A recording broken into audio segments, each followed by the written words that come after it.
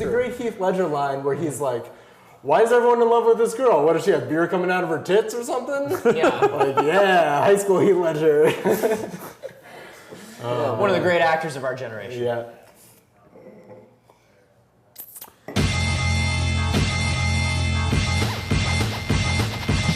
Dude, this morning, I got more excited than I've been in like years. You were actually glowing, I think. Okay, so this morning they released the trailer for the HD remake of Nights, okay? Is that Nights into Dreams? That is Nights into Dreams. I have mixed feelings about HD remakes, but sometimes, man, they're the best thing.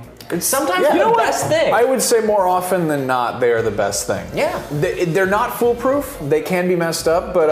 please see Silent Hill 2, HD. Ooh, yeah. I love HD stuff. I actually, I'm really just completely desperate for playing Super Metroid on my big dumb TV. Oh, please, right? All I want is... But it's not HD. It's not HD.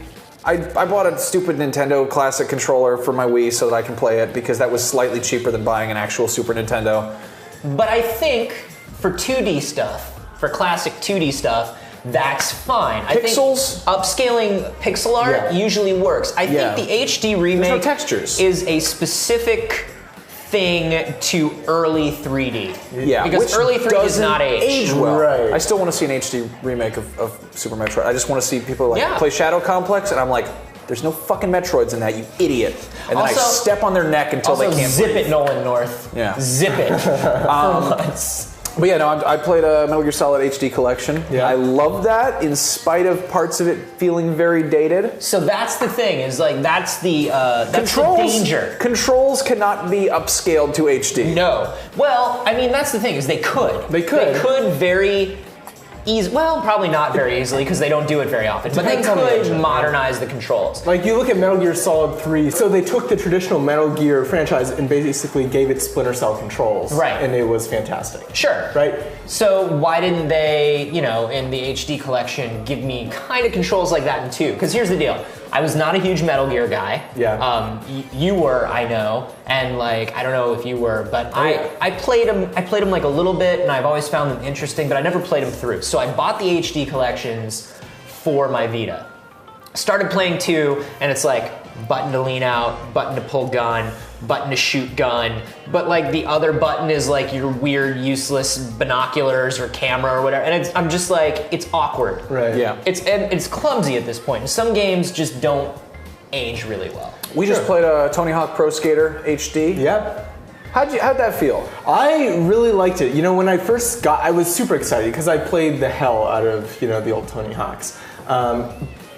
Putting a controller in my hand and trying to control it, there's a little bit of whiplash, It was kind of like that moment where you're super excited to meet up with like a friend from middle school because you guys have this great history. Yeah. But then like you sit down to have a beer with him and you're just like, and he's like a racist meth dealer. What do I talk about with you? Like, well, he's still just telling jokes from middle school, and you're like, okay, so some parts of you haven't changed.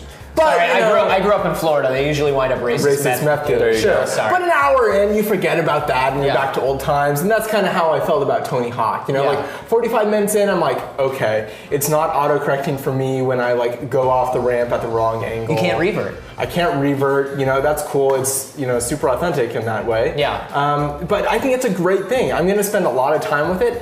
Am I going to spend more time with it than I would with like a new skate game?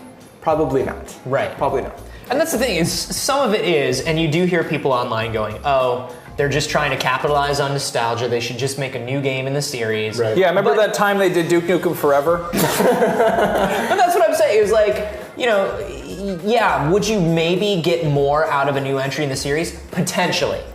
Like, potentially, yes. But it's a gamble, and you got to build from the ground up. Hindsight, 2020. Yeah. Nostalgia needs corrective lenses, and that's where the whole HD thing comes in. Because what you remember as really good graphics when you were 12, not so much anymore. Sure. However, a good game will still, for the most part, be a good game. Well, and some games can be improved upon, for sure.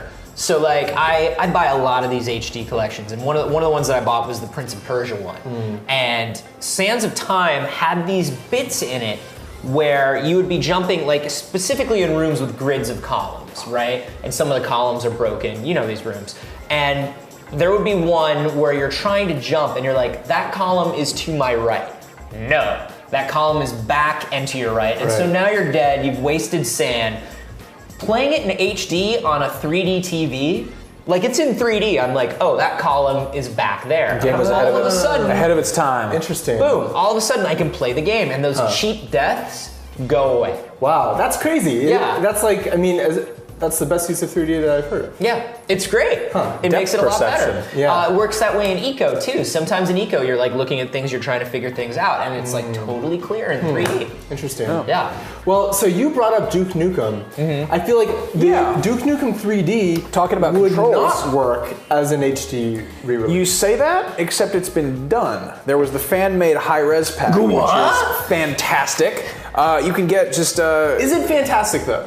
yeah. Did you pay $20 for it? No, it was free. Would you pay $20 for a packaged HD Duke Nukem 3D? Yes. There's an HD texture pack for Deus Ex, Yeah. because Deus Ex is still a brilliant game. It's it's just really hard to look at. Yeah. But you can download this 2 gig texture pack, and you're just like, boom, there you go. Now it looks great. They're doing it with Black Mesa. Bigger than the game itself. If Black Mesa ever comes out. Yeah, somebody was talking about doing it with Dark Forces for Star Wars. Yeah. That's another thing is people talk about is you can always go back and get these games for PC anyway. You can get the original games. You can't necessarily run them. Yeah, It's your kinda mileage tough. definitely varies. I downloaded I downloaded the original Thief game, and like it's still awesome. Still, it ran well, but I know a lot of the times like.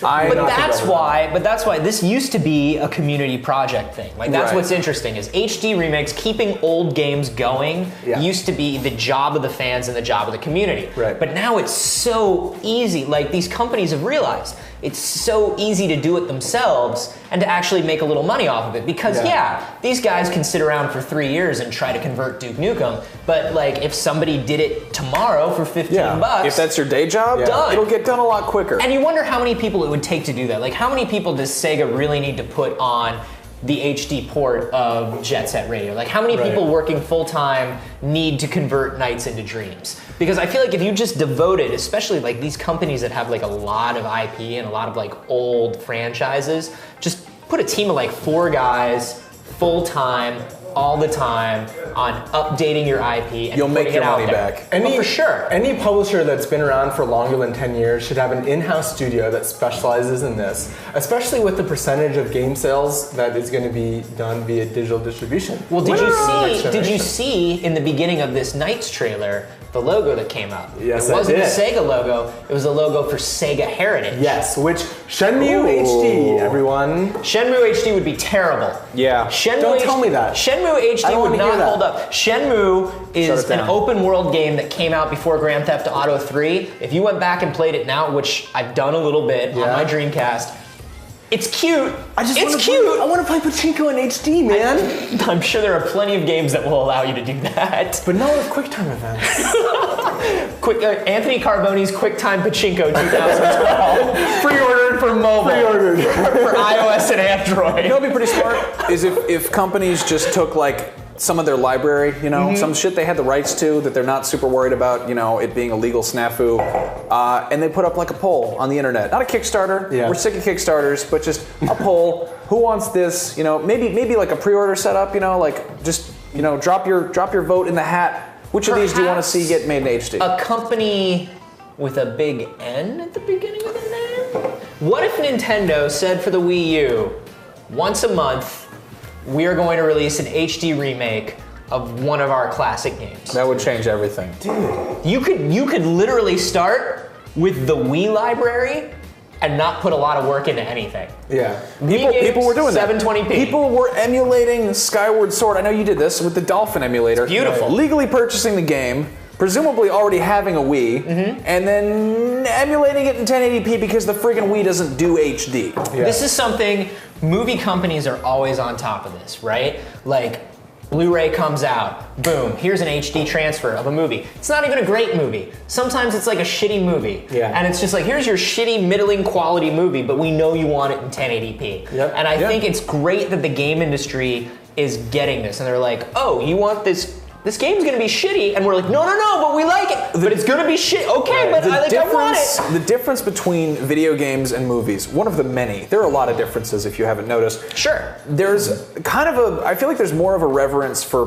prior work in movies, in cinema. Well, the medium's been around for 80 years longer. Yeah. Right? Yeah, well there's, yeah, I guess so. It's been around for a while, but still there's this like, the people who grew up playing this thing, they're like, oh, I'm gonna, like, I respect the filmmakers of my youth. I want to try and, imitate them. I mean, it's, everybody watched Kurosawa. We wouldn't have Tarantino, wouldn't have Lucas if we didn't have Kurosawa. Stuff like that. That's why we got like the Criterion Collection. Yeah. They re-release stuff in like really fine. They finish it up. They touch it up.